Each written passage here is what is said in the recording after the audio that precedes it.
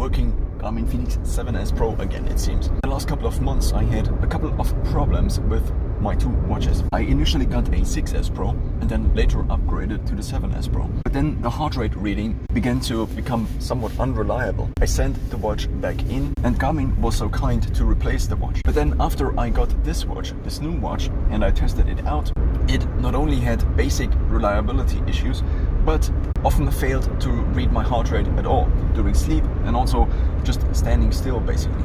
This then began to pollute my datasets, which now begin from 2022 and were at least somewhat accurate. Over the course of weeks and months, this lack of proper measurement then began to derail mostly my cardiovascular training. And here, in terms of gauging how much I should train and also how intense I should train, I mostly relied on the Garmin training load, but also the Garmin endurance score to kind of tell me how much I should do additionally. I then sent the Garmin Fenix 7S Pro back in and Garmin replaced it again, which is now the watch I have. But I initially was unsure whether I should actually unbox this watch and therefore derail the value. Because as soon as I would have used it, I could not resell it again if I need to as new, but then I would have to resell it as used. So for a couple of weeks now, it was at my home and I just didn't use it.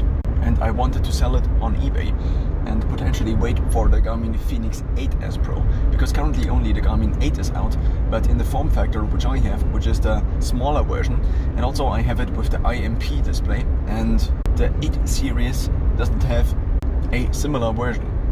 There also is the Forerunner, the Garmin Forerunner, but it also only comes in the big version, so it is also not really a replacement for my Garmin Fenix 7S Pro. So now with a Garmin running VO2 max estimate of 52, which is quite a little bit of a decrease from the 57 Garmin estimated for me before this whole thing began, I now started again with the Garmin Fenix 7S Pro. The question is of course also, how long will it take until I have a run which is so good that Garmin again estimates my maximum capacity to be higher. Let's say the 57 again, or maybe even the 58 or 59 I also already had.